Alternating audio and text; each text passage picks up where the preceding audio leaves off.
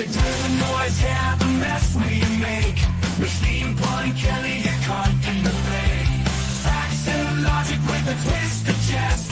Strip it down to truth, yeah, forget the rest.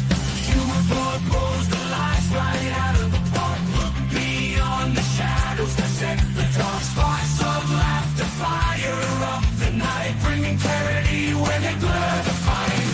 Cut through the chaos, yeah, the tangled lies. Steampunk Kelly with a set of clear eyes. Truths and jokes gonna rock this show. Step into light where the real facts glow.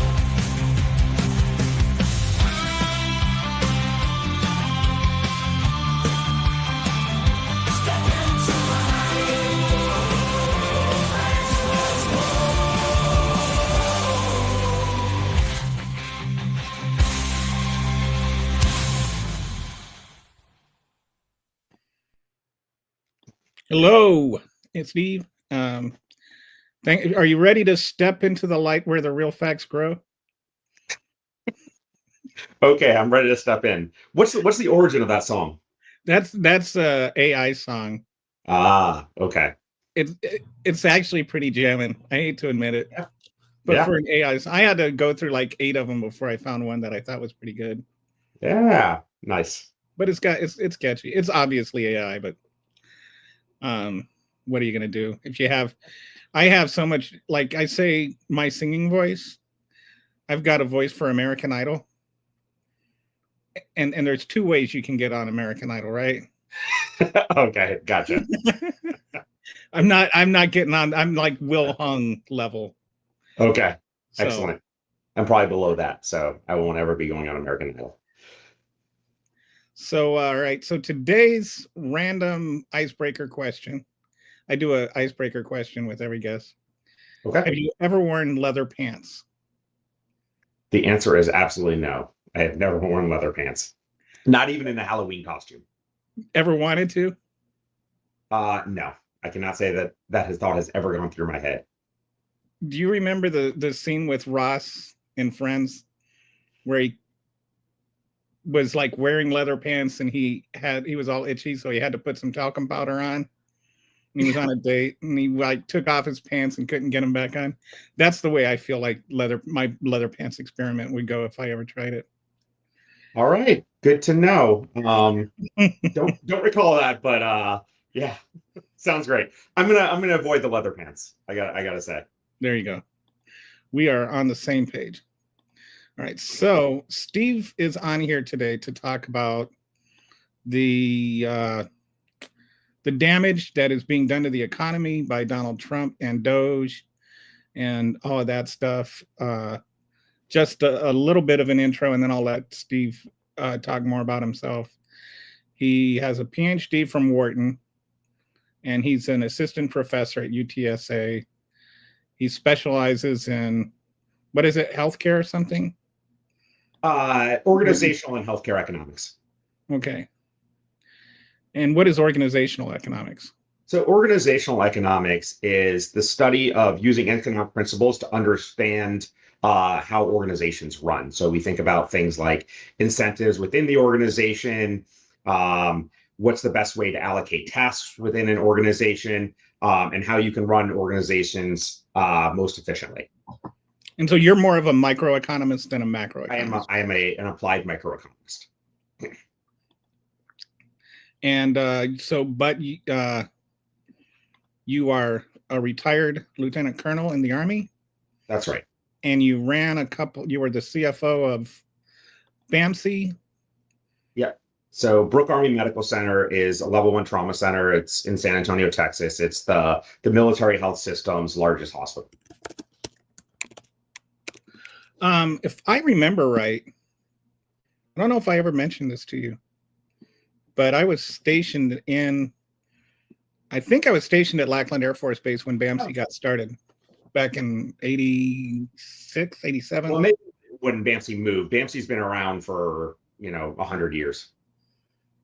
Maybe it was like it was a Joint Military Medical Command or something. Yeah, so they moved it. There's Hall and Brooks Army Medical Center were kind of being merged under the same command or something. Okay. Yeah. Is it still that way or? It is. So all military hospitals now fall under a single command and defense health agency. And then they're run in sort of a market configuration. So all hospitals in the same major area are run together. So that would be here in San Antonio, that's Brooke Army Medical Center and Wilford Hall, are sort of dual run, although sort of like any health system, right? They have individual leadership, CEO, CFO, and then there are certain things that come down through the market direction. So, like in terms of quality of care and things like that, would you say that BAMC is on the level of like Mayo Clinic and Cleveland Clinic and Boston Medical, or is it like a step below that? I know it, like in terms of the military, it's the best hospital there is. Yeah, so it's, I think when you think about in terms of, first of all, quality can be hard to measure.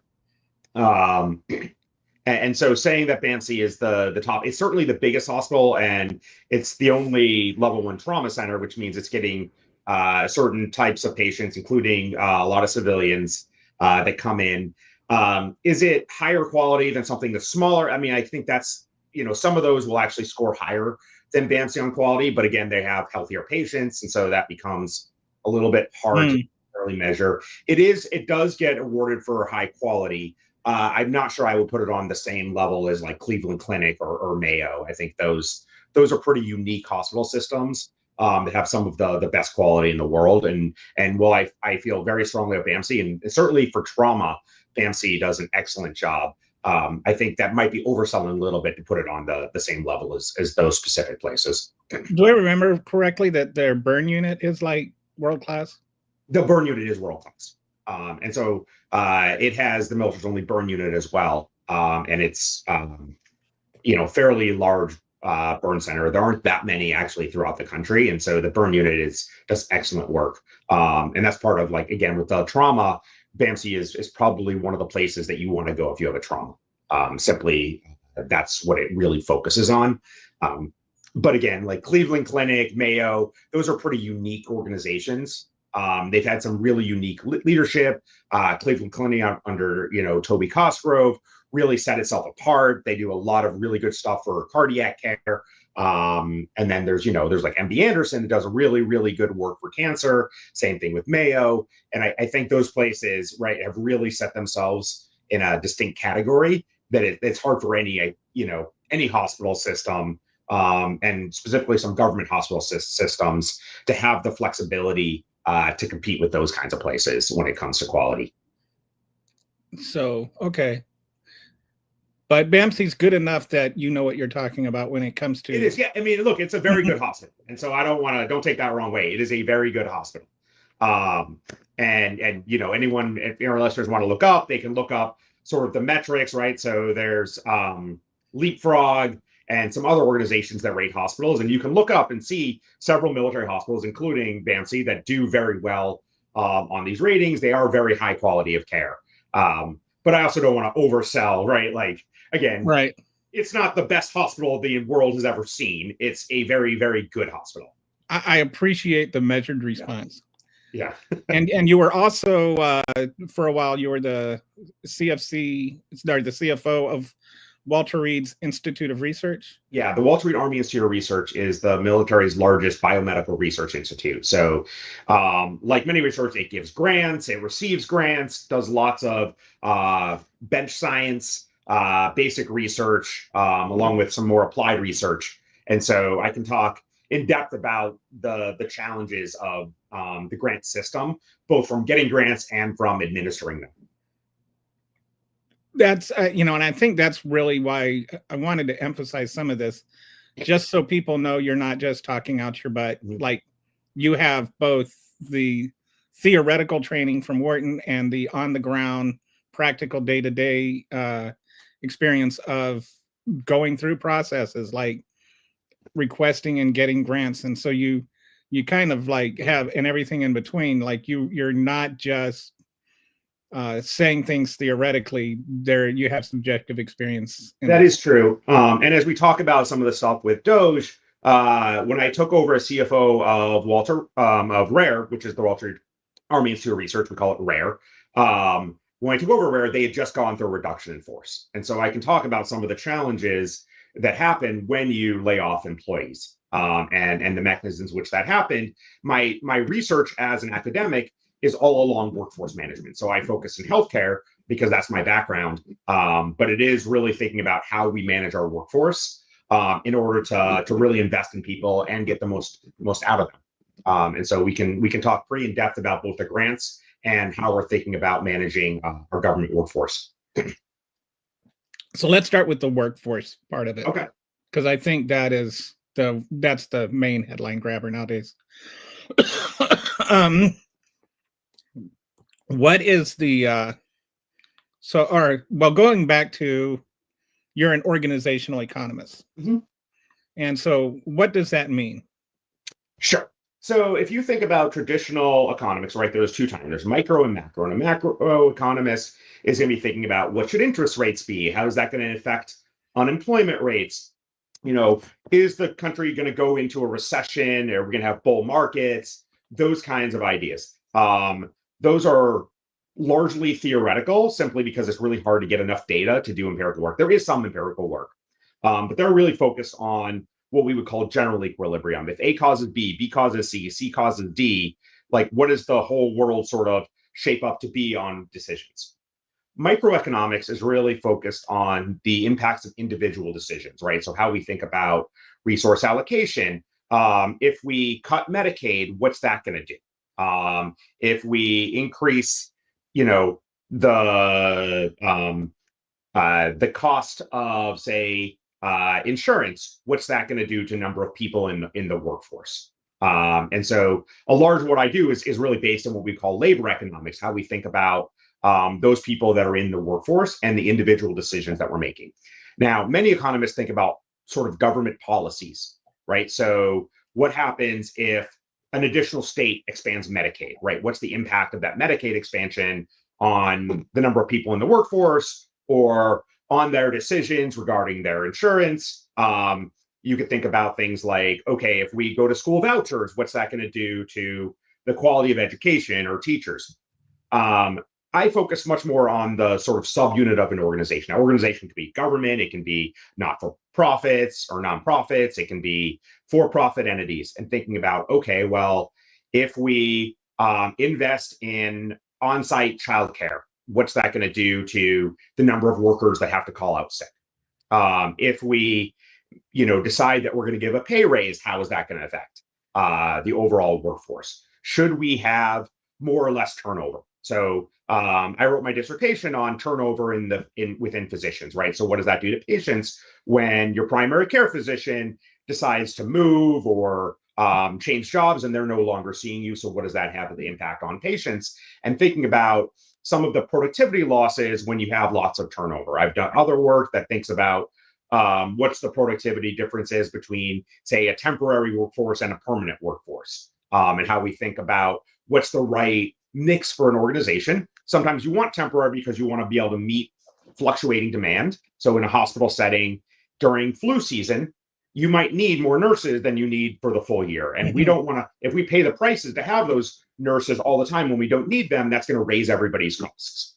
At the same point, there's lots of reasons to think that a permanent nurse that works there all the time is going to be, more productive. They know which drawer the scissors are in. They know, sort of the operating room better. And so how do we think about this mix where we might get more productive on average from a permanent workforce, and yet we want some temporary because sometimes we need to meet fluctuating demand. So I do a lot of work around, okay, well, what's the optimal way for an organization to set up and to think about, should we have telework? Should, or if people are remote working, are they as productive as if they're in the office? So how should we think about these return to work policies? Or return to office policy. Sorry, people are already working, but making them come into the office. And is that going to increase productivity? Is it going to increase efficiency? Because now we have to pay for the lights and the air conditioning and everything else that goes along with having a fixed office for people to work in. So, like at CPAC this weekend, Elon Musk made a big thing about, like he brought out this chainsaw and talked about how he was taking a chainsaw to the government. And, I, in my layman's opinion, thought maybe that's not a good metaphor to be using. Like I thought of it like this to me, even based on what you're saying, but based on what I also know already, like there might be some need to cut some things in the federal budget, but it needs to be precise and surgical, not willy-nilly and brutal. And it just seems like the chainsaw metaphor is the exact opposite of what I would be going for if I were Musk. Especially after accidentally cutting the nuclear security team or the people that are, trying to, rein in the bird flu and like incredibly important things. And it's not just the damage of doing those things, but the revelation of the kind of thought going into those cuts. Like how many other just completely irrational, stupid things have been cut that we just haven't learned about yet. So anyway, Yeah. what are your thoughts on just the I don't know, macabre way that they're doing these Sure, cuts? sure. So I think that the chainsaw metaphor is pretty accurate. This is equivalent to if I wanted to do some renovations in my house and I just took a chainsaw and started cutting things, right? And just started waving around the chainsaw, not worrying about retaining beams or what I'm trying to actually cut, just because I want to say expand my office or refinish my garage. Um, there's the old adage, measure twice and cut once. Mhm. I think this is like cut 17 times and never measure. Um, so yeah, I think there's some major issues with the way this is being done. The focus has largely been on probationary employees. And for those that don't know, there are two types of probationary employees in the government.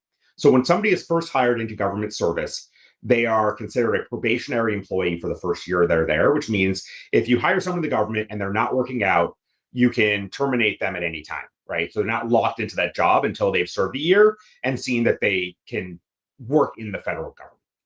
Um, Cutting everybody who's probationary is a terrible idea for a number of reasons. One, like you're saying, this is not precise. This isn't saying whether we need it. Often those new employees are because they're meeting a need. Somebody left, or there's a new requirement in the government.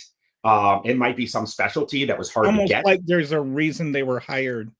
Exactly, right? There's a reason they were hired. And so just saying the last however many people in an organization are the first to go um, does sometimes happen in traditional layoffs, right? Sometimes there's seniority based on union agreements, and seniority does play a role. But this is a very poor way of doing this, right? Again, taking everybody who's a probationary employee and just cutting them basically all at once. The second type of probationary employee is somebody who's been working for the government but has gotten a promotion, right? So they're in a new position. Often that's a new supervisory position. And they're considered probationary again for that first year. But the idea isn't that they'll be terminated from government employee. It's if they don't work out as a supervisor, they return back to their former position in whatever it was they were doing. So let's say, in my experience, I was running the hospital finances and I had somebody who was a really good budget analyst.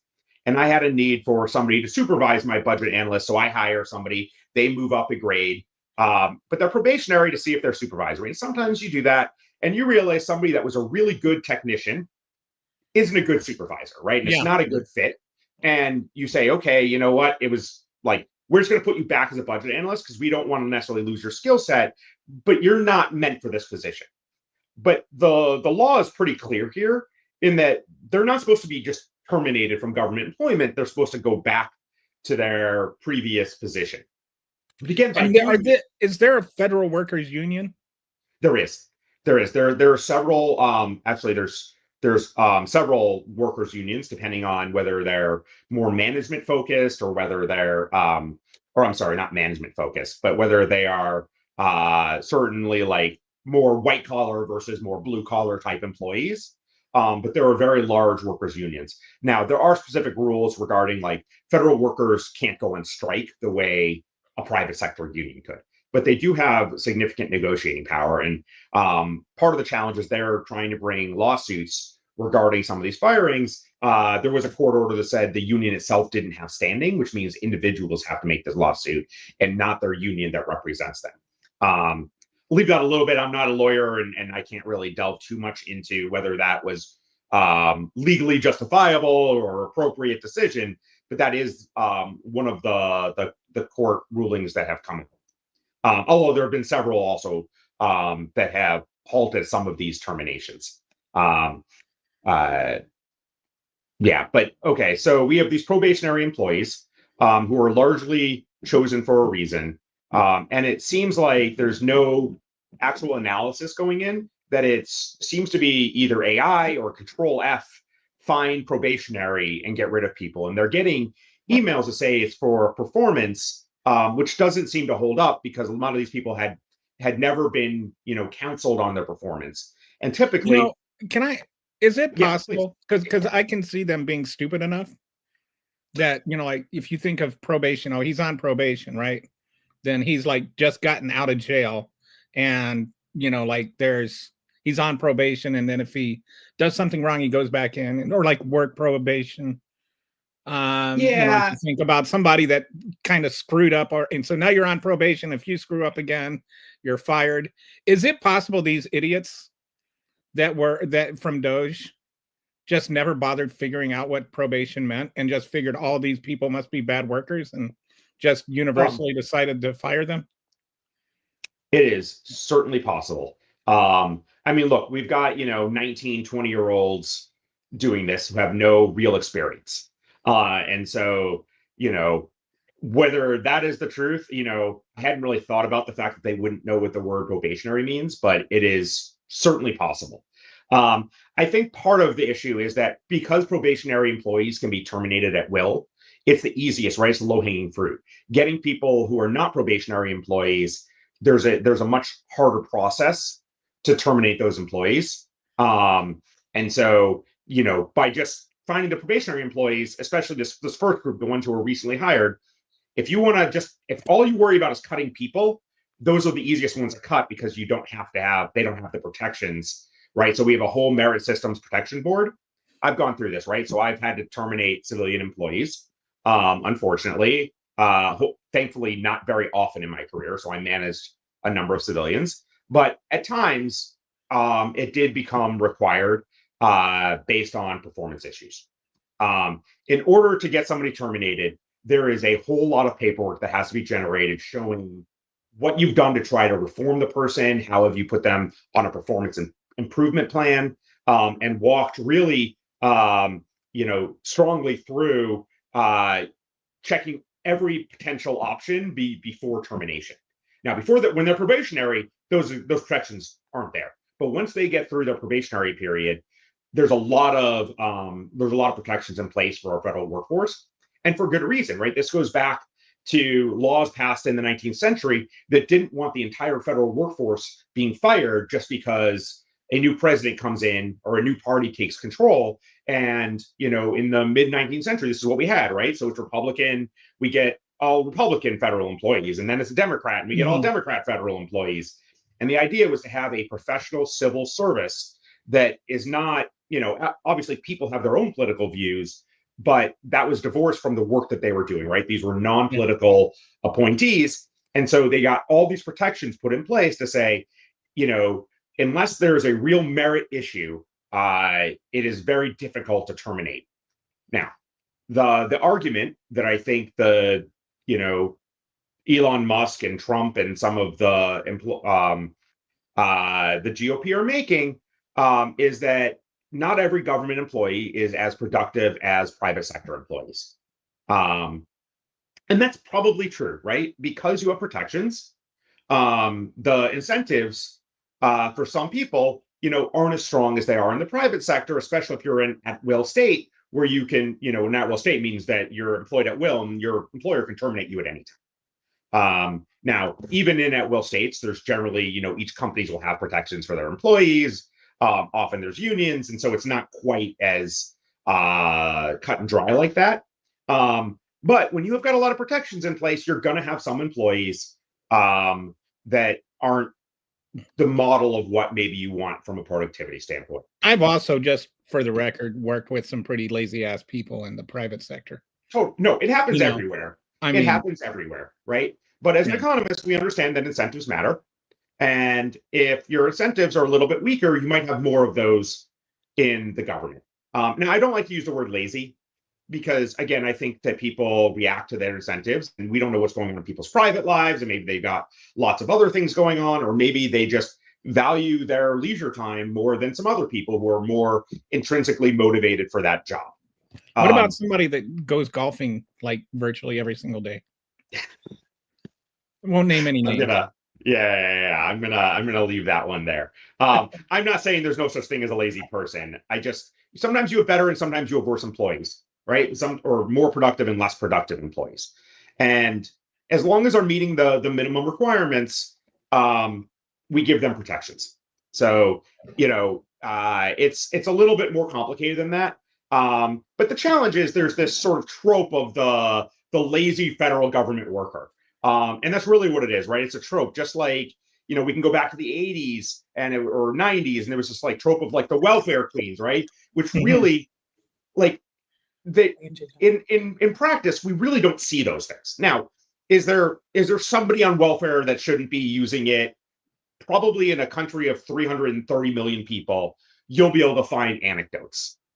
But in general, we don't see those things. Just like in the government, most workers come to work every day and work hard.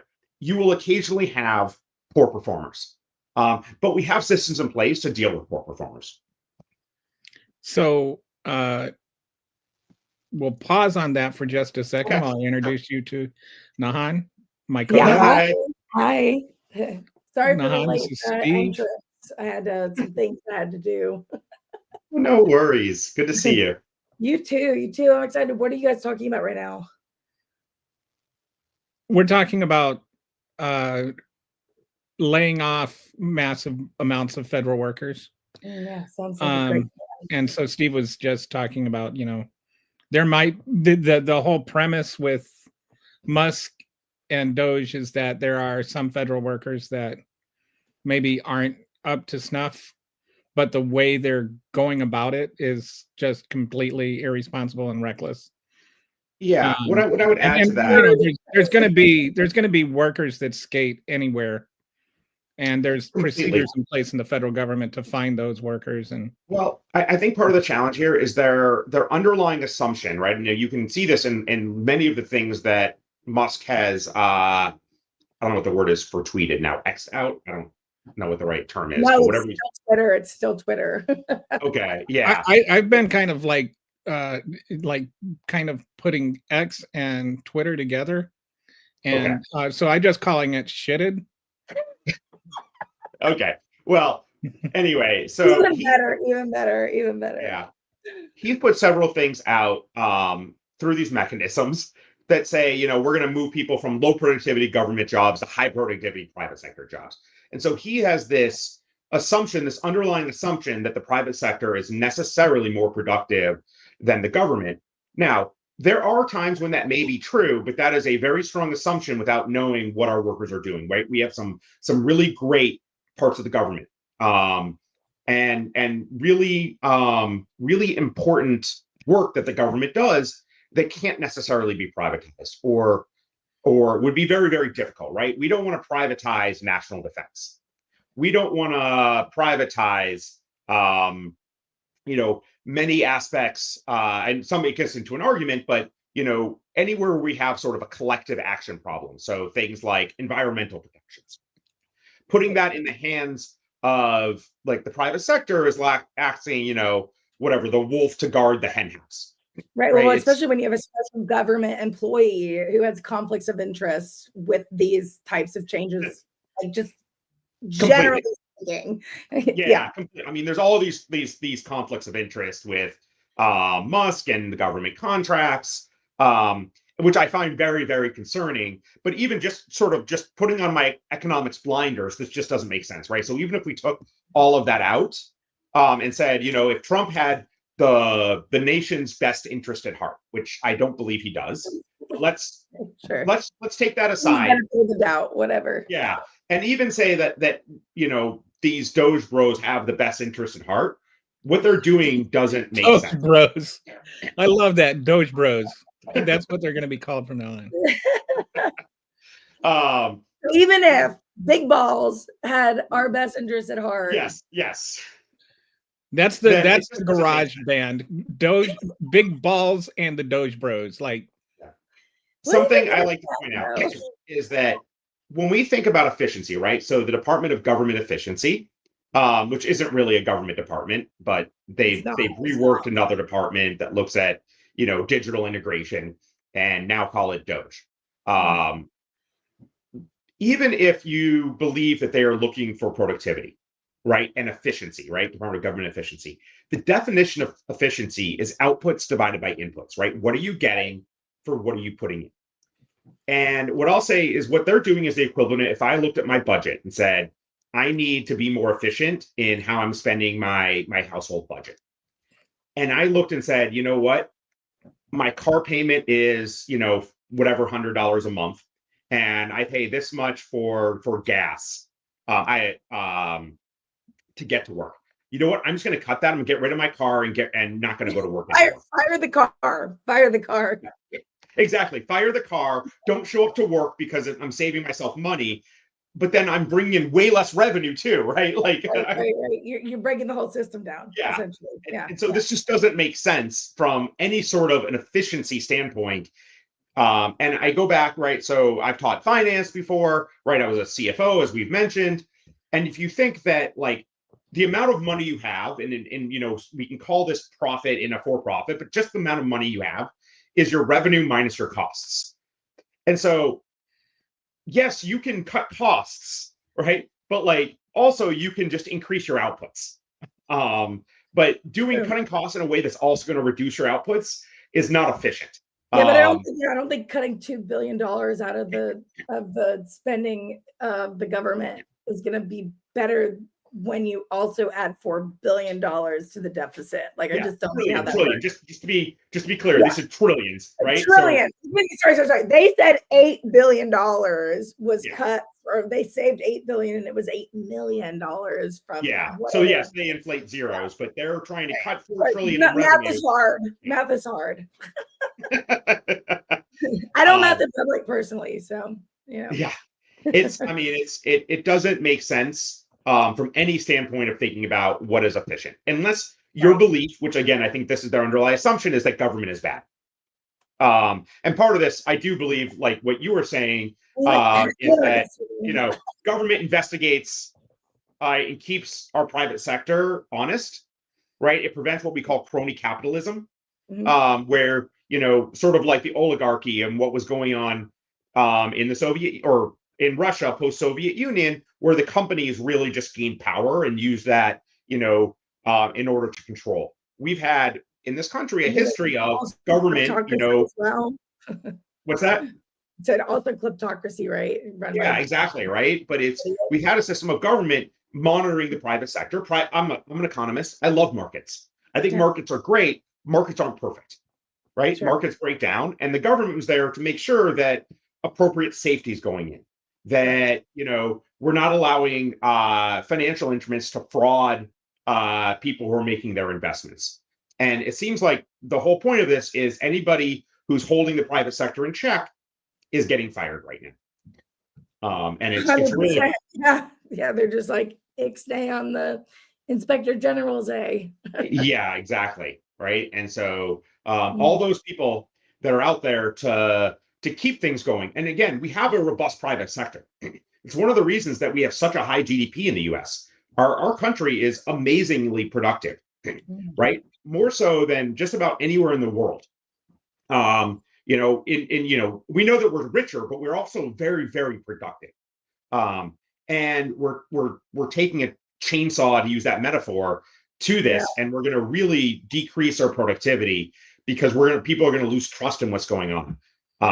So I think that's very, very bad. The other thing I want to point out is that we already have a Department of Government Efficiency, or we did.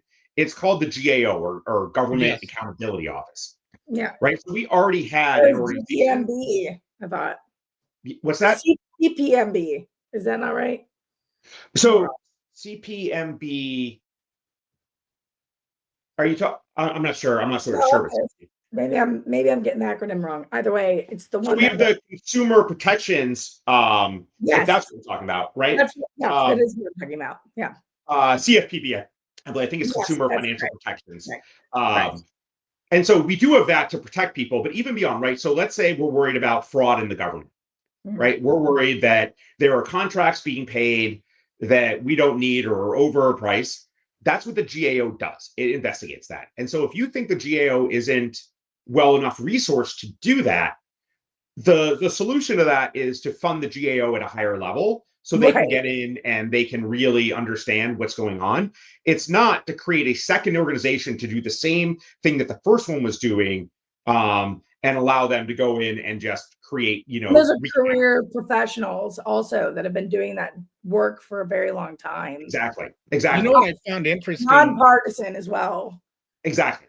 What I found interesting is in the press conference where they were trying to justify Doge's existence, and they were pointing out the cases of genuine fraud that they identified. Mhm. They referred them to the General Accounting Office. Yeah. No, Caroline Levitt did not say it was fraud. She just said it didn't meet the requirements. No, but there were of the cases. current administration. All the genuine cases they brought had already been There identified was no fraud by the There General was no Accounting Office. Yeah.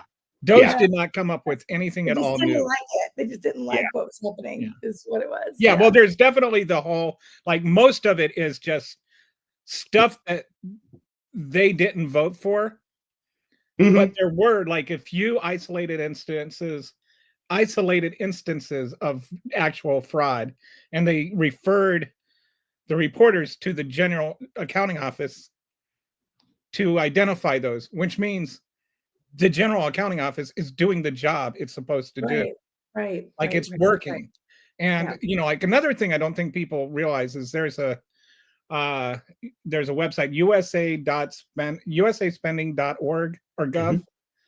And usaspending.gov, I think, is the website. Oh, But that it has literally every dime and nickel that the government has spent over the last 25 years in an online searchable database, or you can download it as an SQL file and have it on your own. There is absolutely no Yeah. secrets that are being kept. There's nothing being hidden. There's the classified stuff that you can't. Right. That includes stuff that, Yeah, but everything that they're saying that they're like exposing like now. Elon Musk has classified contracts that we don't have the money, that we don't know exactly how much he got or why. Right. How come Doge isn't talking about that? He's gotten over $40 billion from the government. Okay, so I just want to sort of think about the economics of this, right? So there certainly is fraud, waste, and abuse in the government, right? So anybody who says there isn't is wrong, right? We know that fraud exists. We know that there's fraud in Medicare. We know that there's fraud in Medicaid. Most of this is already being investigated. CMS, Center for Medicare and Medicaid Services, has a very strong fraud detection. They use a lot of predictive analytics. Most of that is done from like facilities, right? So hospitals, physicians, maybe insurers billing for things that are inappropriate. But it does happen, right? Yeah, So but also, by the way, just to point that out, though, is like that's on the fault of the private sector, not absolutely, on absolutely, right? So it's not about people falsely enrolling in these programs. It is about private sector sometimes taking advantage.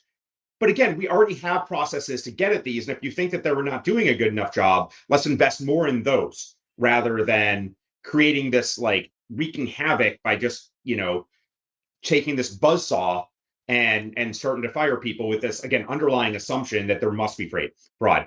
The other thing I just want to point out, right, is a lot of what they're claiming as savings is not truly savings, right? So if I get home, if I go to the grocery store, actually, here's a great example. I have a Tesla, right? I bought my Tesla a few years ago. I knew I didn't really like it. No, I'm kidding. Yeah. I knew that Elon I hope Musk he's gonna shit on it, though. I hope Yeah. he's dog shit on it. I know. Well, I'm considering getting rid of it right now. But anyways, I digress. yeah. But I do like the car.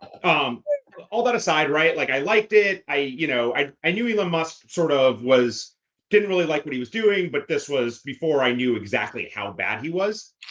And so I got my Tesla. Now, if I go outside and I light fire on my Tesla, I'm not saving money, right? I'm still have to pay my car note, or whatever I put in is already gone. What they're doing is they're taking contracts that have already been paid, slashing them, and claiming savings, right? Right. So savings, but the money's already gone out the door. Like, you're not saving money if you come home from the grocery store and throw your groceries in the trash. Like, Right. Which, by the way, Yeah. they're not doing anything for prices at the grocery store. They're too big of a rush to cut No, medication.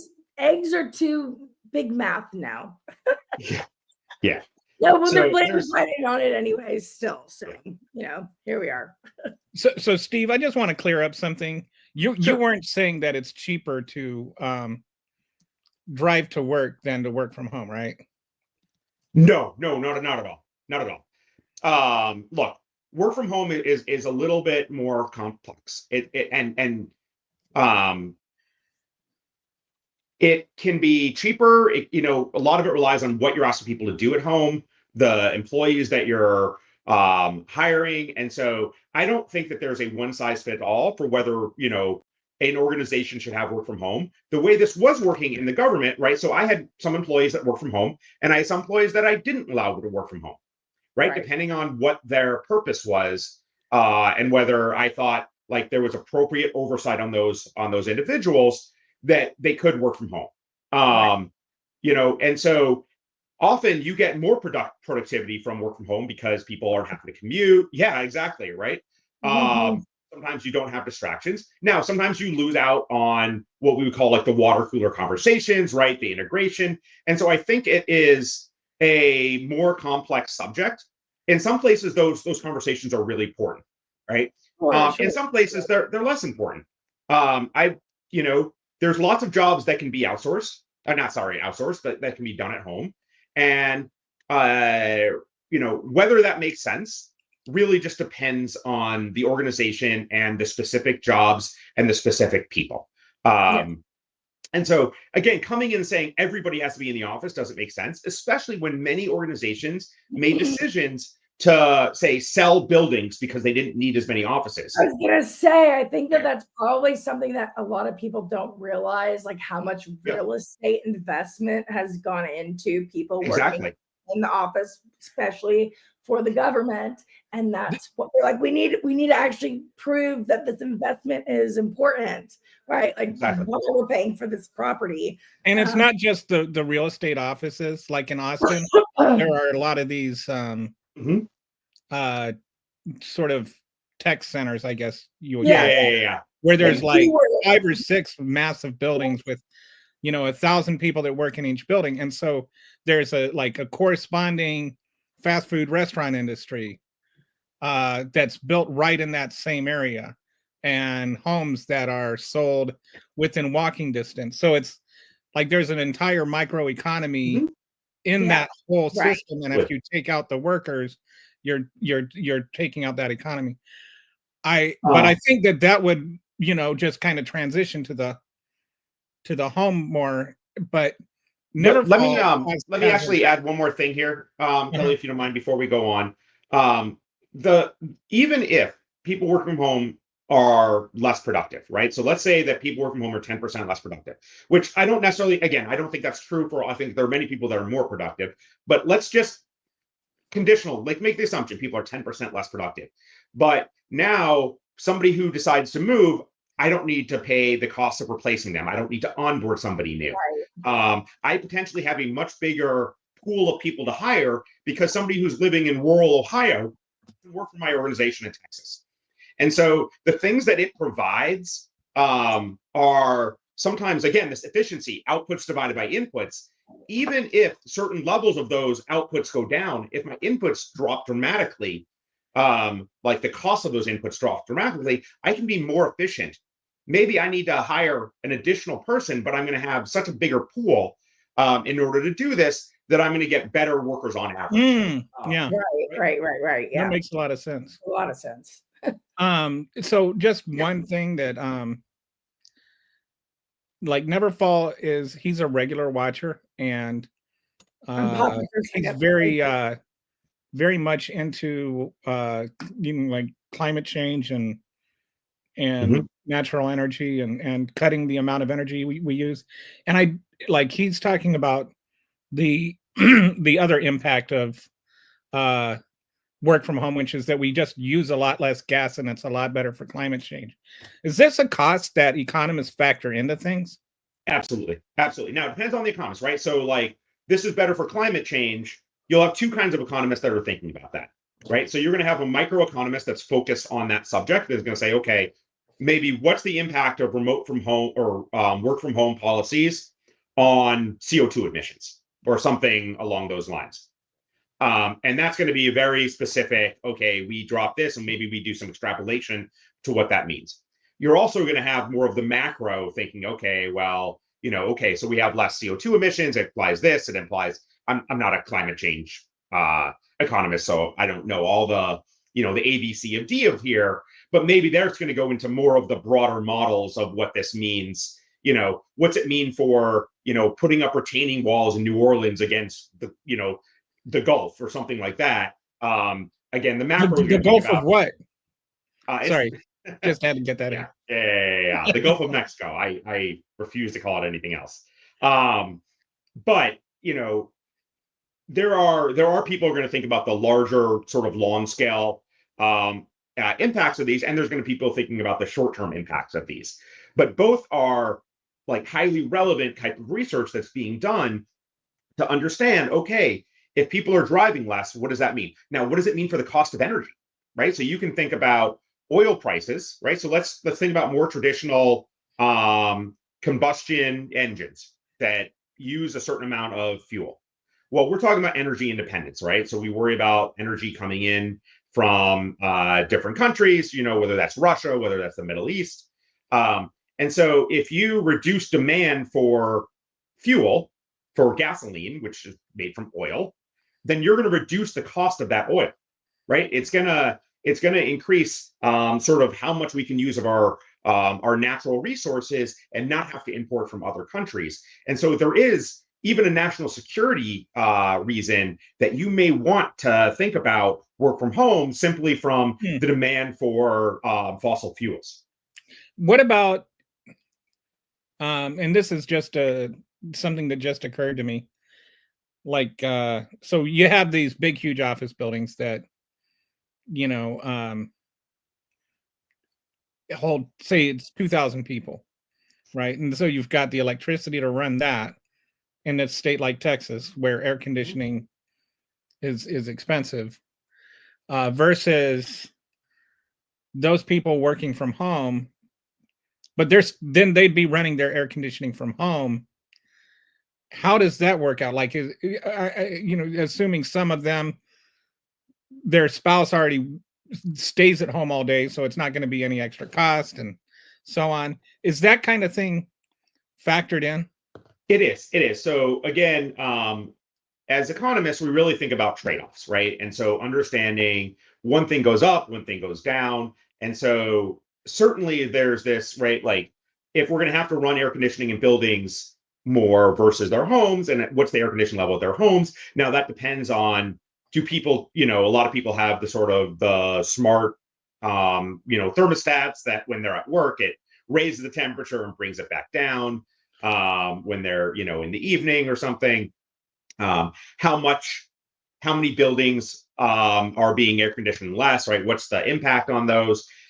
I don't have the data to tell you what that net. I can tell you my sort of thought process is that I agree with you. It's probably a net decrease, not a net increase, by having people at home, simply because they're probably on average not bringing down their air conditioning that much. Regardless of whether somebody is working, has a spouse that's at home or not. I just don't think, like, they're still going to air condition their home, and they're not going to let it get to, 90 degrees or 80 degrees versus having fewer of these buildings. I mean, you can even think about things like construction costs, right? So, and how that, can we reallocate some of the buildings that we have in order to, I don't know, maybe create more housing, right? Help so the homeless people. Help the houseless. Exactly, right? So there's lots of reasons that remote work can be more efficient for the economy in general. And so I think, there's a lot of research. Nick Bloom, who's an economist, an organizational economist at Stanford, has done a lot of work on work from home, he's found that most people kind of want to go into the office 2 or 3 days a week, and he's found a lot of efficiencies in work from home, and this occasional work from home. And so if anyone's interested, you can look up Nick Bloom. He's got all kinds of great research on sort of the work from home. The idea that we're gonna LUME, right? Because I'm trying to look him up right now. it's Bloom. I'm sorry, what I didn't hear. Bloom, like no. Yeah, like flowers bloom. Yeah. Yeah. Nicholas Bloom at Stanford. Not excellent, the German excellent. flower. Yeah. And so I think there's a lot of benefits of this that we've seen in the data. But even if you don't think that this is sort of the right way to go for the government, again, these sort of headquarters, nobody's going to work from home, reduces the impact of individual managers making decisions.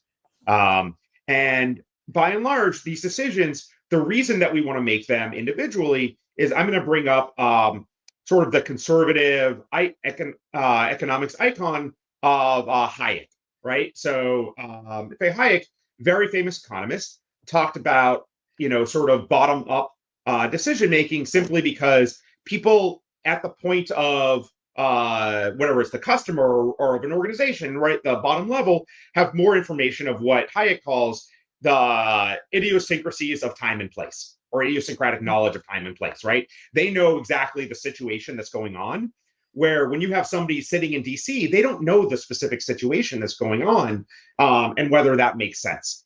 And so I think, traditional sort of Austrian conservative economics would say you don't want to have the central decision maker making these. And this is one way that the GOP has really sort of reversed their traditional economic views in a way that they're trying to justify, I think, ex post, these decisions that are being made, and largely being made just to get people to quit, in my opinion, rather than thinking that there's some great productive factor by bringing these people back in. The other thing I would say is that most government workers are not working from home. And there's been a lot of lies out there. Only 6% of people are going to the office. I can tell you that definitively is not true. I don't know the exact numbers. I want to say it's somewhere in the 60% of government workers are in the office 5 days a week, with some, smaller part doing partial remote work, and relatively few doing completely remote work. And honestly, though, the 5-day work week is not what we need, actually. It's not set up for the type of work that we do now, right? So the fact that people want to argue for that, I think, is kind of a farce. And just that's more of a helicopter manager, helicopter company styled management, right? Yeah, I agree. I mean, I think, again, it depends on what you're asking people to do. Right? Yeah. Okay. Right. For example, my husband, he's a software engineer. He needs to go into the office a couple of days a week because he has to reset.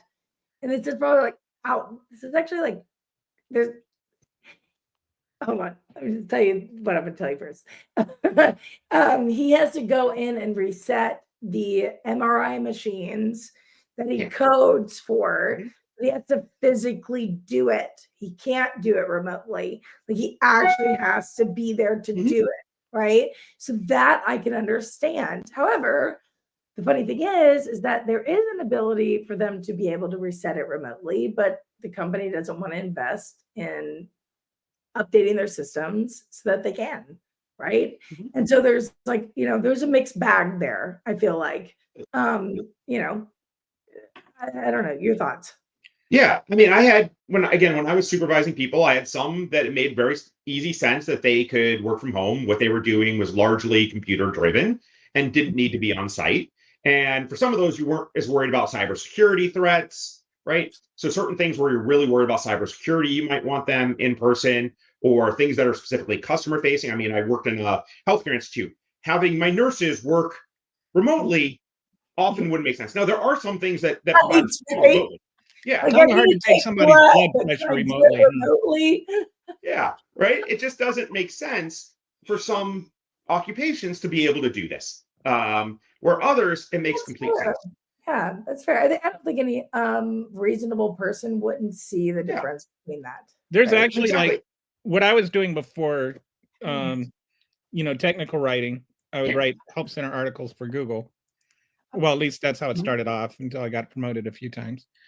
And so as I had people, we have like 2 main offices. One is in Austin, one is in San Francisco. Mhm. And there was the whole time during COVID and the years afterward, there was always this like whether or not we should return to office.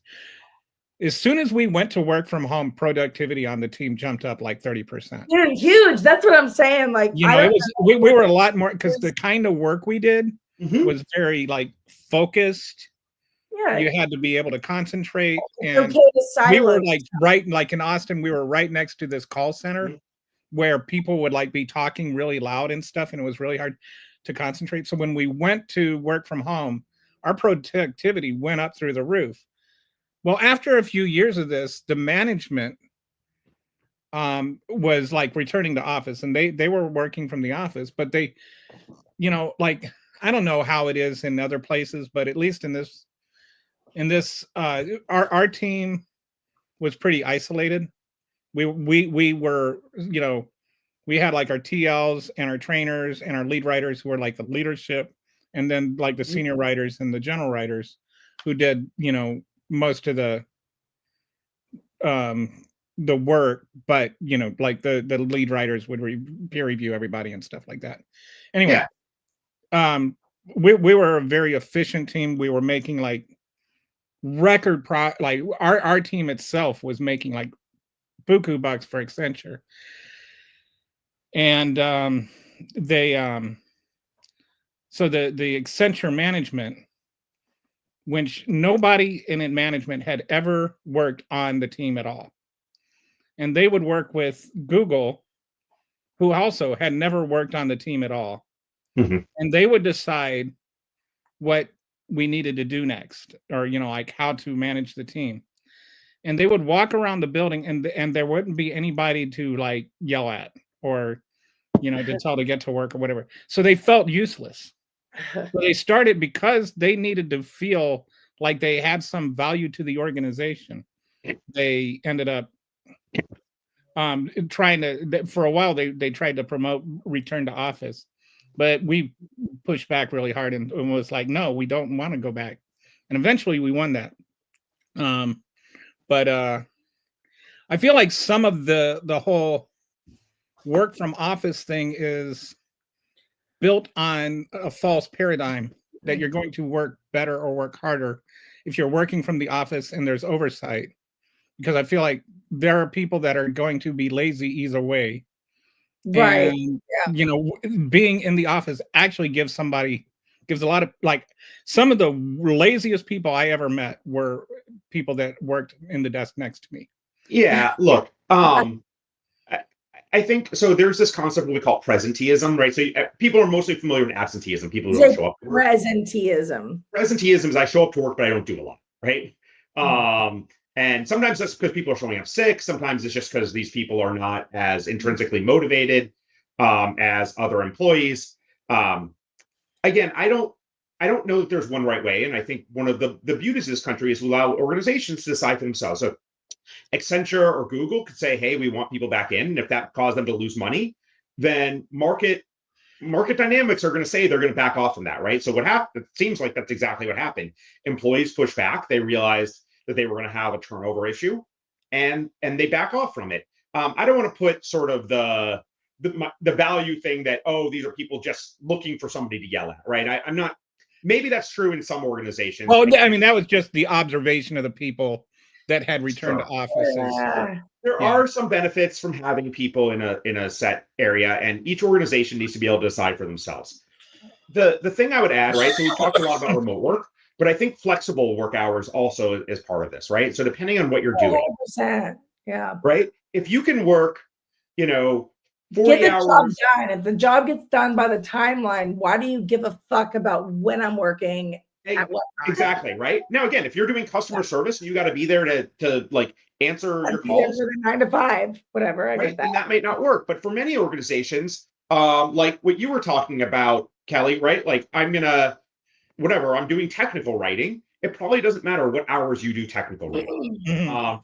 And if you have kids that are in school, or you need to do extracurricular activities, or you're a primary caregiver for somebody, it may be very helpful for you to have that kind of job where you can say, okay, I'm going to work, 5 in the morning till 8 in the morning, and then I'm going to take off, and then I'm going to work whatever, like noon to 6 or something, like whatever it is, right? Like as long as you're getting the productivity. And that's where the most productive organizations are focused on efficiency outcomes for inputs, not did we have people sitting at a desk for 8 hours a day. Right. And by the way, so I just want to comment here because so my husband, as I said, is a software engineer.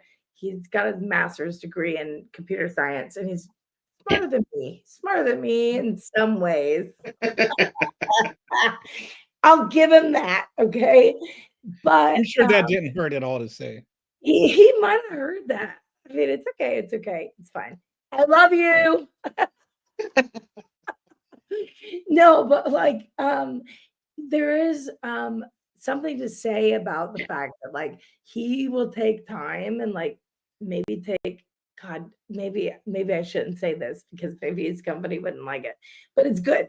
Like the looking out of the window and like just not thinking about things or just daydreaming. That's good for the brain, right? Like it's actually good for your ability to think logically. And he does that. Like, so sometimes he'll come up and take a nap, and sometimes he'll come and play video games for an hour with me. But like, he needs that time to be a productive employee, right? Like, you can't just keep somebody in the zone all the time and expect for them to perform well when they don't even have the opportunity to think, right? Yeah, I mean, there's a lot of research on the human attention span, right? And how much time. But again, I think my overall point, right, as an economist, is that it all depends, right? And that's why we want private sector organizations making their own decisions. That's why within the government, we want each organization coming up with their own policies and not saying from, the, central government, from, the president or whomever, we're not going to do this, because they don't have the knowledge of where it can and cannot be more efficiently produced, rather than using it as some sort of a punitive or this underlying assumption that government workers are just lazy and not productive. And therefore, the best thing we can do is get rid of government employees in general. And given protections, we just got to make their lives really bad. Yeah, that's and how does this craziest thing I've ever heard in my fucking life was what did Russell Vought say? And by the way, I'm about to lose my voice now, if you can't tell.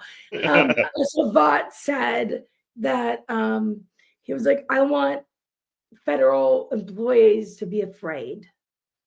Okay, I want to tag team onto that, because that's my question. How does, like, if you're in the federal workforce right now, how does this affect like morale, and like does it make you perform better or worse, or does everybody Kelly, you're not a fucking idiot. You know the answer to that question. Come on. Well, I know, but I want Steve to. Okay, yeah.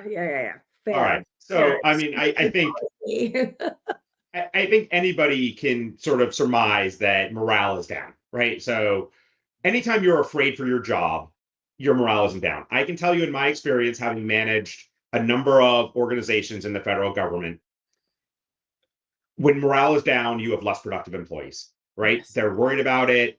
They're not as focused on the work that they're trying to do. And just think about it, right? When something's going on in your private life that's causing you stress, are you as focused on the work that you're doing? No, right? It absolutely not. And so this is not increasing efficiency. This is absolutely decreasing efficiency. Yeah. And now they're threatening my fucking job, right? Yeah, they're like, exactly. Literally, my livelihood is at stake here. How else would you want me to perform? Like, yeah.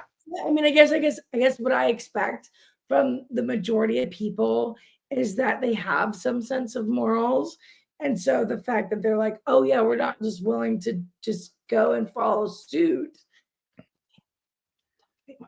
right? They literally aren't willing to do that. So it makes them feel uncomfortable, right? Well, how many of them right now are looking at their resumes, updating their resumes, All of them, Kelly. looking for jobs All of them. while they're being paid to work? All of them. And I don't blame a single one of them. No, I mean, it's very, again, these are rational decisions that people are making, that if you think you might lose your job, you might start looking for another job. There was a woman I heard on NPR like day before yesterday. She was like, oh, well, I got let go from my federal job, but then they asked me to come back. And she was like, I'm going to still keep looking for work. Like, I'm not going to, like, I'll go back because I need the money, right? Everybody needs to be paid. But she was like, I'm not going to stay there. I'm not going to stay. I think it's important to note that the reason that many people work for the federal government is because of certainty, right? So the world is uncertain. We don't know what's going to happen. And many people are willing to take less money for increased certainty.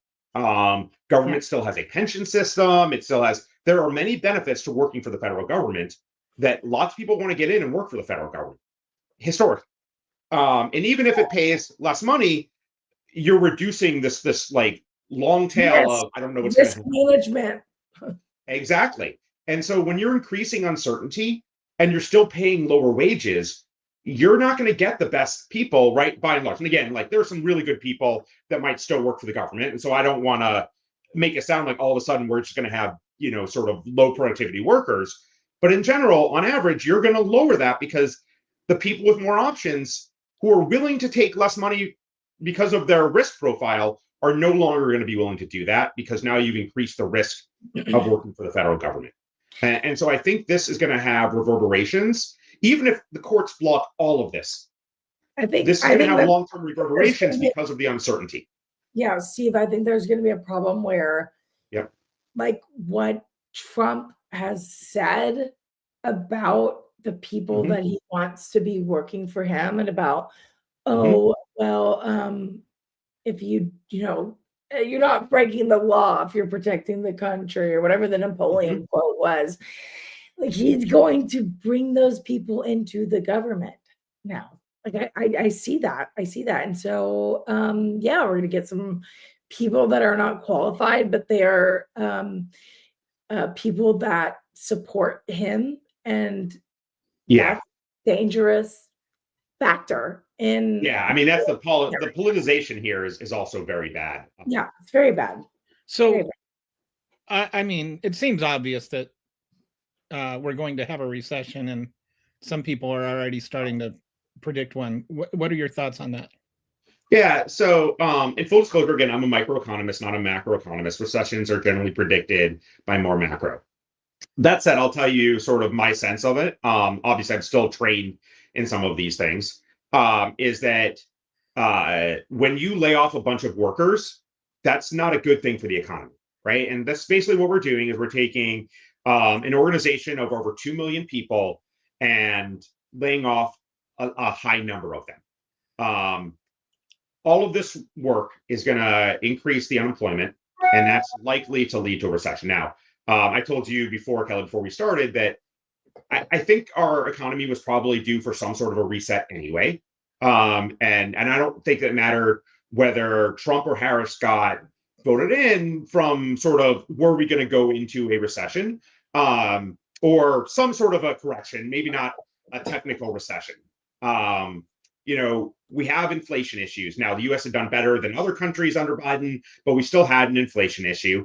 The price of eggs was going up, right? So everybody who shops knows that the price of eggs has been up. And so I don't blame sort of the current administration for the fact that our government is, or our economy may be taking a step back. What I'll say is anything we could do to mitigate that, we're doing the opposite, right? We're making it worse. Laying off people who don't need to be laid off, creating this sort of crony capitalism where you can't, you're losing trust in the organizations that you rely on, potentially cutting people's healthcare and Medicaid, cutting other benefits that drive economic growth, allowing people, people who had healthcare and maybe have been able to stay in the workforce, all of a sudden we're going to kick them off. Or, Medicaid is the largest payer for long-term care. So people in nursing home, you think of Medicaid and you think about maybe the working poor or, homelessness and all the sort of really poor people you see, not understanding that many retirees, when they need to go into a nursing facility, end up using Medicaid to pay for that. And that's Right. Hey, Steve, real quick, can you explain the difference between Medicaid and Medicare? sure. So Medicare, let me start with Medicare, is a federal program to provide health care to those that are over age 65, right? Now there's some people on Social Security, right, who have disabilities, they get on before age 65, but by and large, it is to help our elderly population. Medicaid is a joint state federal program. It's financed by both. It's run by individual states, that is designed to provide health care for people that are too poor to afford employee-sponsored health insurance. So in many states, you have to be below the poverty level. Under the Affordable Care Act, states that have expanded Medicaid allow people to have the Medicaid if they are up to about 138% of the federal poverty level. There's some fluctuations there on the way they do the math. But it's about 138%. There's something called the health insurance gap. I think it's called the health insurance gap between people that qualify for Medicaid already and the people that I don't know how to say this, make enough money to not qualify for Medicaid, but don't make enough money to pay for health care. So when the Affordable Care Act was passed, it was designed to sort of have 3 steps, right? So you had the very, very poor people who are already on Medicaid. You had the people that were kind of the working poor that were making more than 138% of the federal poverty level, but didn't have employer-sponsored insurance. And that was what the exchanges were designed.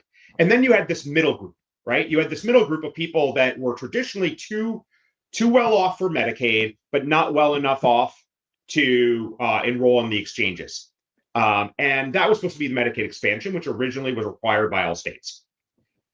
When the Supreme Court said that this was going to be a state-by-state decision and the federal government couldn't mandate it, what you got was a number of states that didn't expand, and they left this big gap of people that by law were not eligible for the exchange subsidies.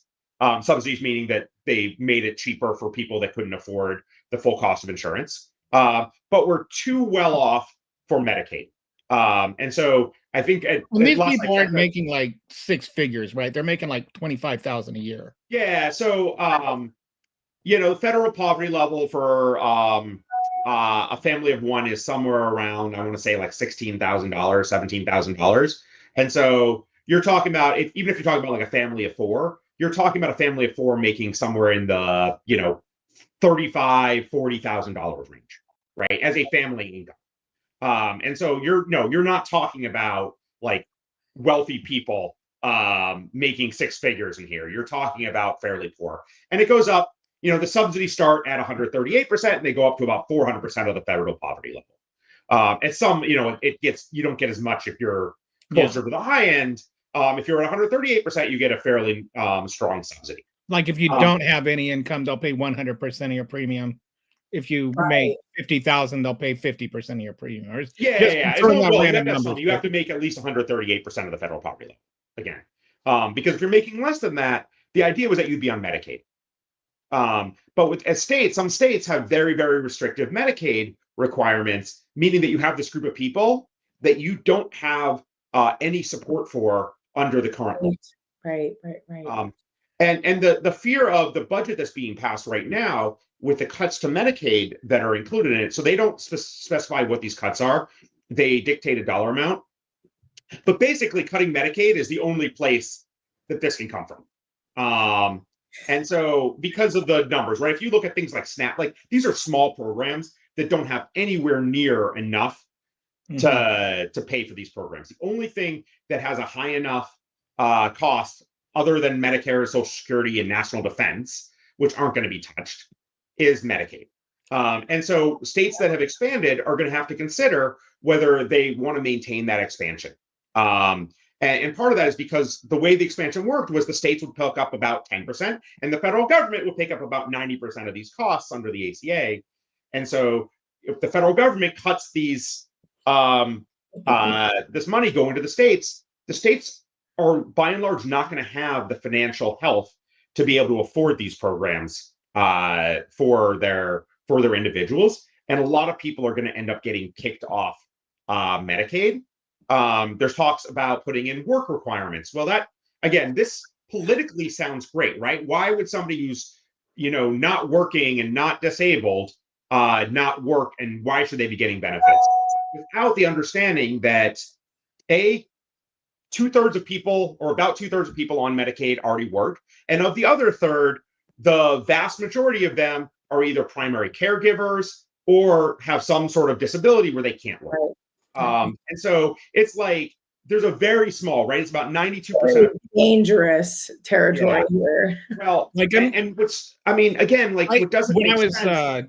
Like back in the 90s, I managed a clothing store in Mall of America, and I had this salesperson that was really good, and I wanted to promote her to assistant manager and to a full-time job. And she turned it down because the promotion would mean that she lost her child's Medicaid, or all 4 children's Medicaid, and even the difference in salary and the fact that there was insurance, it would cost her more to take the promotion than money she would earn off of it. Yeah, no, that's bad policy, right? And we've got a number of these, right? And so there is room for policy reform. Like, you should never make less by getting a promotion, right? Like, the fact that it's that sort of a cliff is not, like, most economists will tell you, like, we want sort of slowly, like, if you make a little bit more, then okay, yes, we're going to cut some of your benefits. If you got a $10,000 raise, maybe you only keep 6,000 of it, and 4,000 offset some of the benefits you're getting, right? It makes sense to have this, right? If you're making more money, you don't need these the social safety net as much. But having it cut where you have to turn down a promotion because of this doesn't make sense. And then when you factor in, like the cost of childcare and and then the cost of not childcare.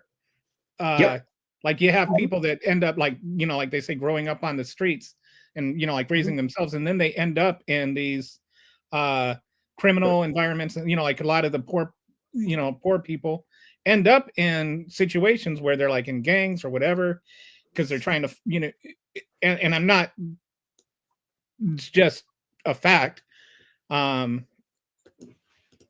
So that in turn, so then they get to be adults or whatever, and then people point to them as like excuses for, oh yeah, where was the parenting? Well, the parenting was working to try to get the health care. Yeah, I mean, I just, let's bring it back a little bit to the efficiency argument. Again, I mean, I think there's so many issues, and we could talk all day on like Medicaid policy, but just for this like cut and try and put in work requirements, what they found is, some states have done that, and what they found is that it's really expensive, right? So you have to have a whole administrative arm. And again, if we're trying to cut government, creating another administrative arm to check if people are working is a lot of money. And they have not found any increase in employment when these work requirements get put in. So you're costing a lot of more money, and you're not achieving any outcome, which is the, again, exact opposite of efficiency. And so again, you could come in and find an anecdote of somebody that's on Medicaid that is choosing not to work, because we have a country of 330 million people. You can find one of anything you're looking for. But systematically, we don't have. Well, I read about the lady with the expensive purse bag. What is it? It's always LV or something. Louis Vuitton. Yeah, it's always a Louis Vuitton bag, and then they drive a Mercedes. And it's like, how do you know how they paid for it? Was it because she was Black, or because she was a woman? Like, how do you know how they paid for their? What do they call them? like go and hover over their shoulders while they punched it into the keypad? Yeah. I mean, again, I think you can find instances like, I mean, I think there's an argument that says if you're getting government assistance, like, Well, why, like, queen. Sorry, that was the word I was looking Yes, for. welfare queens. Welfare Yes. queen. yeah, again, this was the trope. Yeah, we talked about that The thing that earlier. doesn't even exist. No, again, by and large, it doesn't. Like, again, if you want to find an anecdote that's going to create some, just like, talking about immigration, can you find an immigrant that's broken the law? Sure, right? We have a lot of immigrants. You can find one that's Like, broken what the is law. it? It's less than 2% of Totally, right? If they're it's- immigrants are less likely to break the law than natural born citizens. right. And yet you can find, again, if I'm trying to just emotionally appeal to you, I can find those anecdotes. But as an economist, right, we're interested in data and how, like, on average, what happens, or what's the distribution of what happens. And most people on welfare are not welfare queens. Most people on Medicaid are not abusing the system. Right. Most people on Medicaid aren't even adults. Yeah. Most are children, aren't they? Yeah, there's many children on Medicaid. It's So 10 care. My daughter was on 10 care for a while. Like that's mostly kids. Like yeah, it's either kids or it's elderly. As a mother in Tennessee, I lost access to 10 care after a certain time period. Yeah, Tennessee's a perfect example. Mm-hmm. Yeah, like I didn't have access to health care anymore after my daughter was a certain age. After I lost access to WIC, and when I lost access to, that sort of stuff. As we have mentioned on this show before, pound for pound, Tennessee is right up there with Texas and Florida when it comes to being a messed up state. Listen, I'm so ready to move from the state. Texas and Florida get all the praise. The great thing about me moving out of the state is that I'm also moving out of the country. So there is that. Well, I don't know enough about Tennessee politics other than Medicaid. What I would say is, like, Texas, Marshall Blackburn, Andy Ogles. Yeah. I'm pretty sure you probably know a little bit more. Yeah.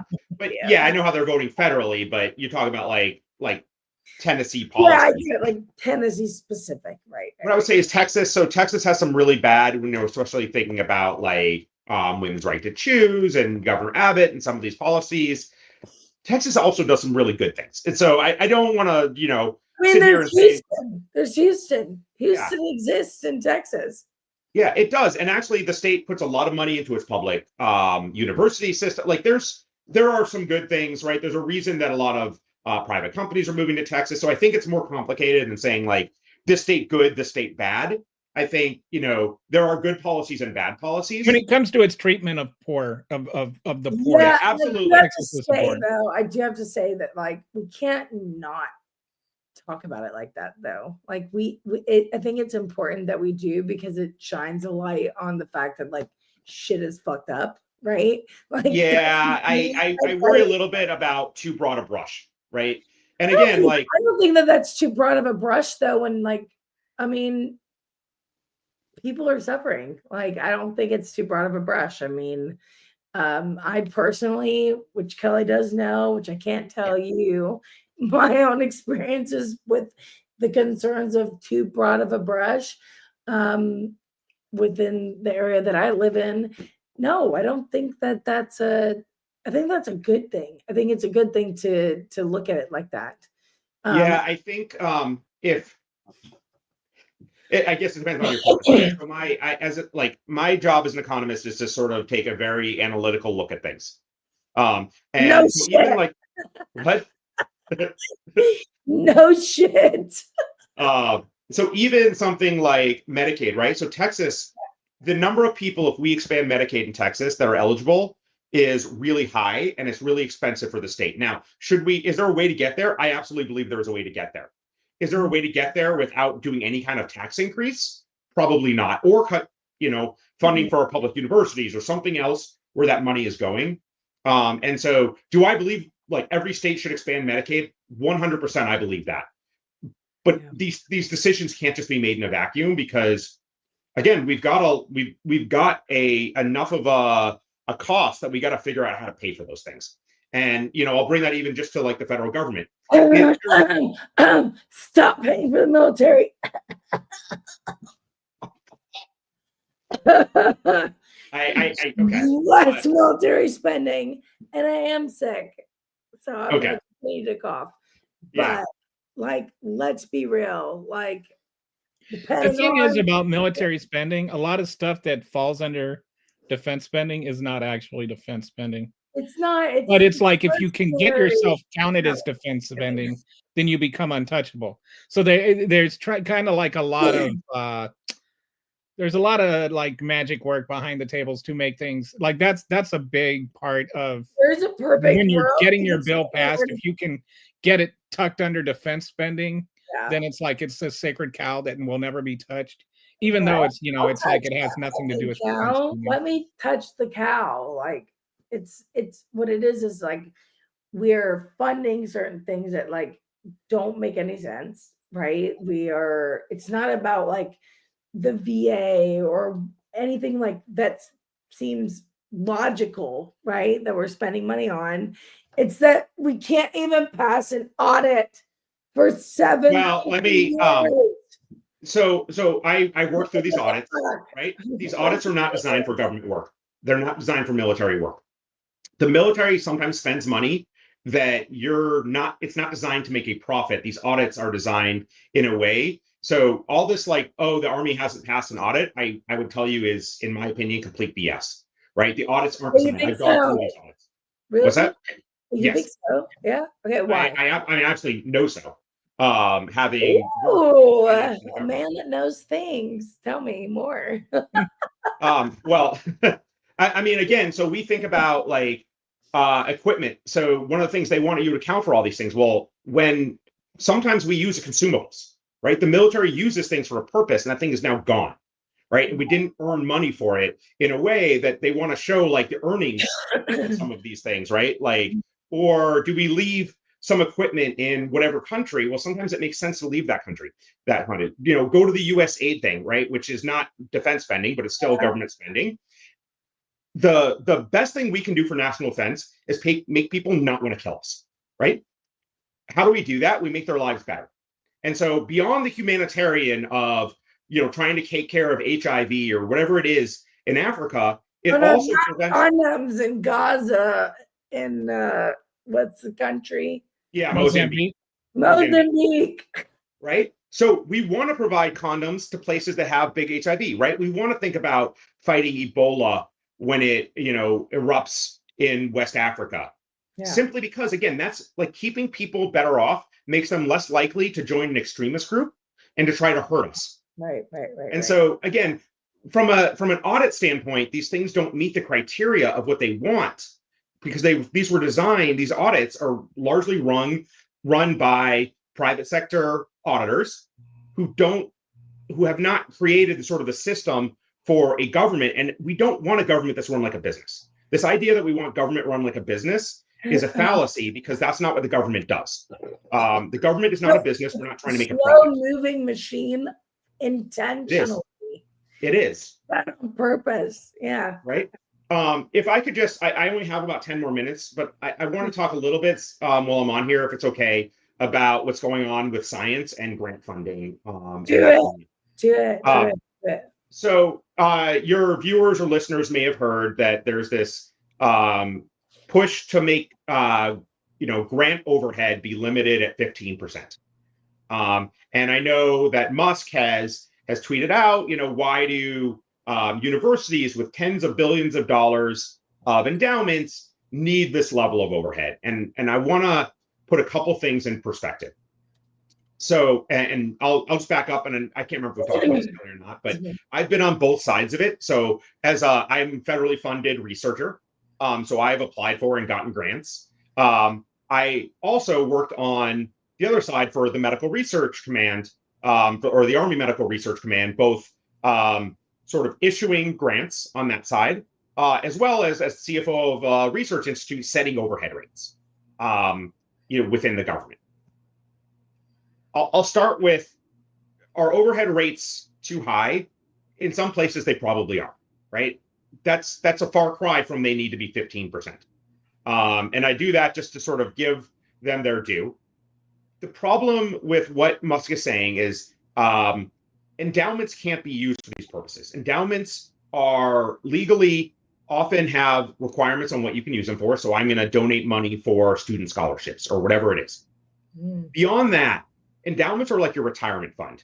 They're designed to live off the interest. And so the endowment is not money that's readily available to be used. If a university has $1 billion endowment, they might be able to use 4%, right? The interest that's earning. These are generally in pretty safe investments. We're not talking about, putting it in settlement. Yeah, right. So that $1 billion, if you think about what 4% of that is, it's a fairly, it's a lot of money for you or me in our budget, but it's relatively small in comparison, right? So it's less than 50 million there. The number of universities that have tens of billions of endowments is probably like 7 across the country, right? Most universities don't have those large size endowments that can do this. A typical overhead rate is somewhere 50 to 60%. Yes, there are some that are higher.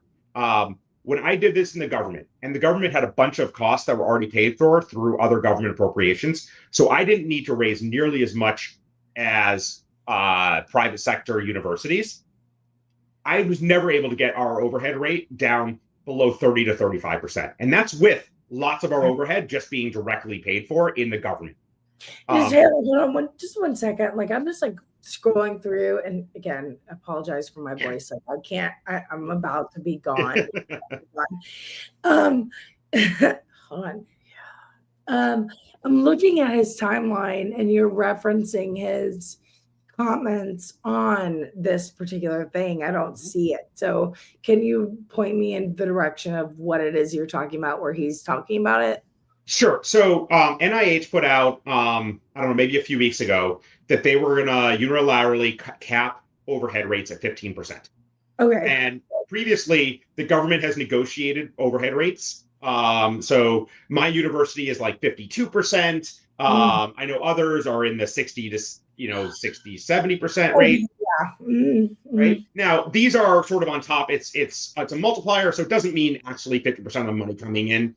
It's a little bit less than that. So at a 50%, it's really somewhere around like 35% of the money coming in is pulled for overhead at the university. And keep in mind, the term overhead just means like all these like indirect costs. So keeping the lights on, right? Like paying the air conditioning, admin kind of stuff, HR stuff, exactly, that you don't think about. Exactly. Well, Steve, could you maybe explain a little bit? Because I think maybe a lot of people aren't aware what goes into requesting a grant, getting it approved, getting approved at the government level, getting it funded, like the whole process. Because I think like the way Elon makes it sound is somebody just goes in and says, "Give me a grant," and then they get a rubber stamp and that's it. It's like it takes 5 minutes. That's not how it works. So it depends a little bit on the funder. So NIH is a bigger funder, but NIH has different institutes. But I'm going to get sort of broad brush this one in general. So a call will come out and say, hey, we're looking for research in this aspect, right? So I just applied for one, actually didn't get it. So who sends out this call? The government. So if it's NIH, if it's the National Science Foundation, NSF, I've got a couple through Defense Health Agency. So whoever's going to fund it will put out a call that says, hey, we're looking for research on these topics. So this is already like congressionally approved funds. Yes. For a particular, like the Congress will say, we need a study of the wildlife impact of coyotes in Alaska or something like that. Sometimes it's a little broader what Congress appropriates, and they just say, hey, here's like money for research for what you need. So they're not actually like necessarily saying this is the wildfires in LA research. Now, at times they do something very specific like that, depending on what it is. If there's a congressional, district that really wants this, they might put that in. Generally speaking, they're going to be a little broader than that, right? Like so cancer research or something. Exactly, right? So they'll have money for breast cancer research. They might have money for prostate cancer research. There might be money for, interest in primary care, right? Okay. So how do we think about primary care? So they put out, they that goes through a whole process at the congressional level, right? Where they have to goes through committees and then the general vote, and then the Yep. So Senate the money has is to go through appropriated the by same Congress. thing, then it gets Yep. reconciled, and then it gets signed by the president. It's been reviewed by it's not like by the time they announce this, it should be a surprise to anybody in the government. No. Like NIH has a very specific budget, right? That's passed through Congress that says, okay, this is how much money we're giving you for these purposes, and has gone through all the, the I'm just a bill, right? Like song, whatever, and has been signed into law. And this is part of the issue. All these So then they cuts send out like a notification or whatever. Yeah, it's looking, called and a then, BA, then I think you it's a apply. base area announcement. Then at it like comes out UTSA, you apply for the grant. exactly. So then I put together a call, right? So and often that's going to be a 10-page, single-spaced, like very, very detailed proposal. It takes months, if not years, to put these together. And who We're writes not that? talking. What's that? Who writes that proposal? He The does. research. So like I do, right? Him. Like Yeah. the person doing the research. Him. Okay. Yeah. So I write my 10, usually you're on a team, so you're working together, but you're writing a very detailed 10-page, single-spaced, again, proposal. And again, it depends on the actual funder, how long it is. But point font. yeah. I mean, it's pretty detailed. Usually you have to have some sort of preliminary evidence of why you think this is going to work. You send it in, and then there's a review. Okay, does it need any, like, so you have your team at, like, not you specific, but like there's there's a team that puts it together at a university level. Does that need to get approved by anybody at the university level, or do they send it straight? It does, but that's not a pro forma, right? Like I've never heard of one not getting approved by the university. Okay. Right? Like, they have like whole grant offices that will assist you and make sure you're like answering what's in that announcement and things like that. But like, generally speaking, the university is that's not like a saying cursory review at best research on this topic. There's a lot of like push towards academic freedom. And so now, whether you get it or not, that's up to the funder. So what happens is I submit my 10-page, single-spaced, pretty detailed proposal, and I've got background why this is important. I have to talk about like, what do I think is going to come? Is it significant? Is it innovative?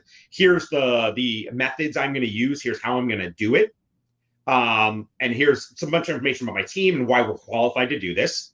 It's going to go to the funder. So say NIH, National Institute of Health. They're going to send it out for peer review. So they've got a group of healthcare economists, epidemiologists, whatever it is, that are going to look at these, and they're going to score it, right? And they're going to combine, they're going to score it, they're going to mark up different things. Then they're going to come back together. And I'm assuming this is not based on typos, but based on the actual science behind the research. Yes, it's based on it's based on the science behind it.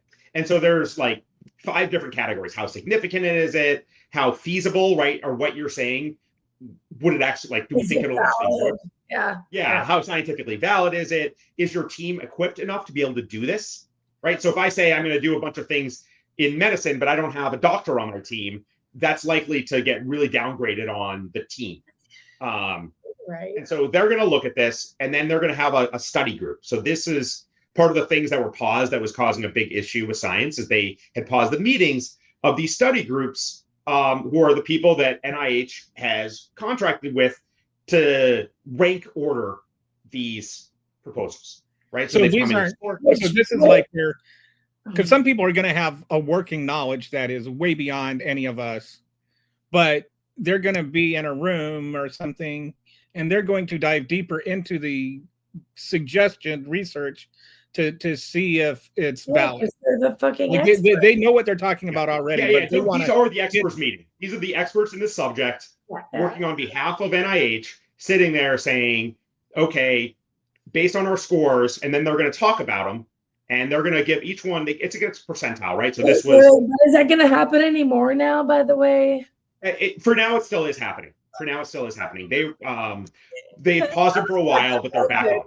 It seems pretty important that people that know what they're talking about would. Yeah, but they got the funded. Now, how much funding is going to go out? I think there's still a lot of uncertainty, but they have resumed the meetings.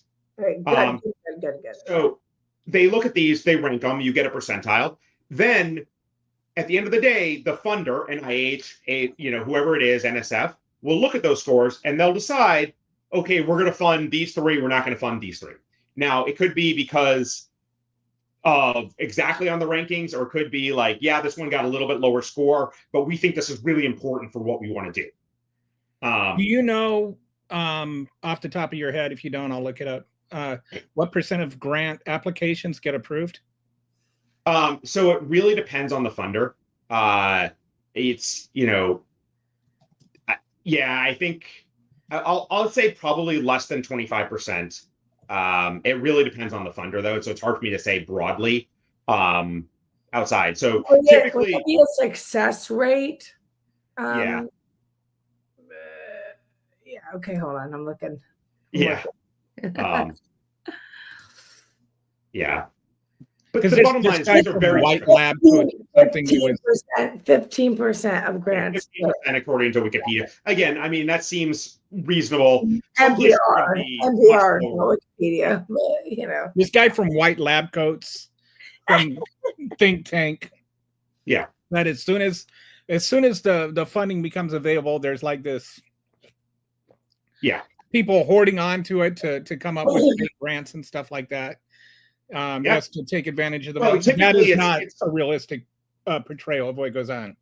No, and it's usually like people who are already working in that area. So in the government, like, so again, I just had one that was being looked at for looking at primary care, and the impact of primary care on overall healthcare spending. So when they came out with that, I was already doing work on primary care, right? That's part of the area in which I'm doing research on the primary care workforce. The government said, hey, we really need more research on this. And so it's going to appeal to people like me that are already doing research. It's not going to be somebody who is a biochemist deciding all of a sudden they're going to do work on primary care, because that's where the money is. Right. So I just realized the time. Yeah, I do. It's almost noon. I promised I'd let you go by noon. So I know you've got to get to another meeting. Yeah. On primary care. On primary care, which is like all other subjects I'd love to do. I have a question to ask before you go, if I can. Sure. Okay. With the cuts to Medicare and Medicaid that we're seeing now, Kelly and I, we talked earlier about how it's going to affect the economy in regards to it affecting people's lives, right? Mm-hmm. What do you think it's going to do to the economy, like the economy versus like? Yeah. So, and again, I give the caveat about me being a micro versus macro economist. So I'll just I hate that. But in my opinion, we are headed for a deep recession, and it is because we are laying people off, right? We are cutting government services. Now we're going to cut healthcare, and when you cut healthcare, there are going to be people that need to leave the workforce, right? Or potentially cutting healthcare. I mean, nothing has gone through final approval yet, and I still think there's room. And I would encourage listeners that if you have a strong opinion on this, call your congressman, right? Especially GOP congressman, to try to get this to be killed in reconciliation, because right now I think we're already starting to see it with the stock market. There's a lot of uncertainty. Usually investors don't like uncertainty. And when we start laying off from really our biggest organization, right, the federal government, 2 million employees, and we're going to cut off a significant number, and others are going to resign because of the uncertainty, we're going to have a much bigger unemployment, and that's going to impact the rest of the economy. And so you can think about small businesses. They're relying on, I get a paycheck, I go in and I go out to eat. All of a sudden, I'm not getting a paycheck, I'm not going out to eat, right? And that's impacting the restaurant that is working on a rather small margin. And now they're not buying as many, their food, and that's impacting farmers. And you take that. This is all macro, right? This is all macro stuff. This is like everyday life stuff, not micro. And it's not like $1 trillion in budget cuts is equal to $1 trillion in less spending or less deficit spending, because I think a stimulus spending is called stimulus spending because pumping the extra money into the economy stimulates the economy. Austerity spending, where you shrink the size of the government, ends up shrinking the revenue as well. So it's Okay, like you have to offset those spending cuts with the Yeah, I mean, corresponding I cuts think in revenue, there's especially when you're cutting revenue aside from in addition. yeah, I mean, I think the way we're doing it is very short-sighted.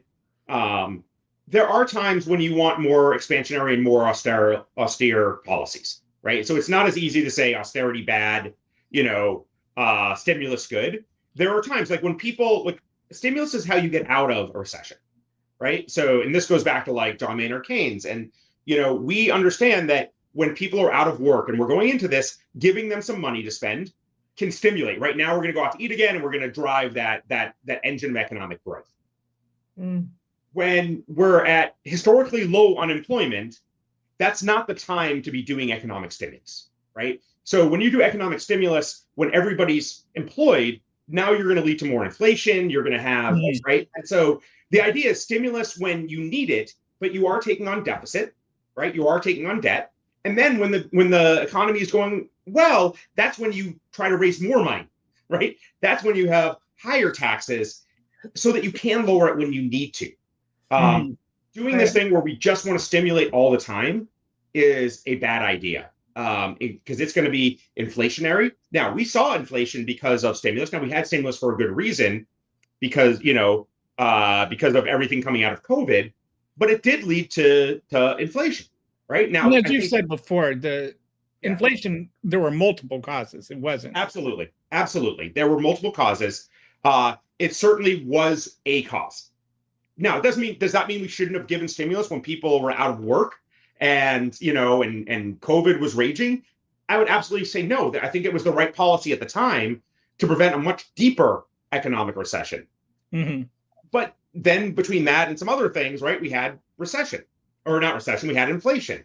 And so that's not the time to be doing it, right? That's the time to start to pull back. Right. So hold on. Do we inflate all the measles babies now? Is that what we do? The measles and mumps babies? We're inflating them, blowing them up like balloons. That's what I think I mean, like, for fuck's sake. Yeah. Guys, I do have to go. I do have another meeting. Okay. But thanks. All right. Thanks again for stopping by. I'll talk to you elsewhere. I really appreciate you coming. You provided a lot of insight. Yeah, that was super educational. Thank you so much. Great. Glad I could help. Anytime. Enjoyed it. All right. Thanks.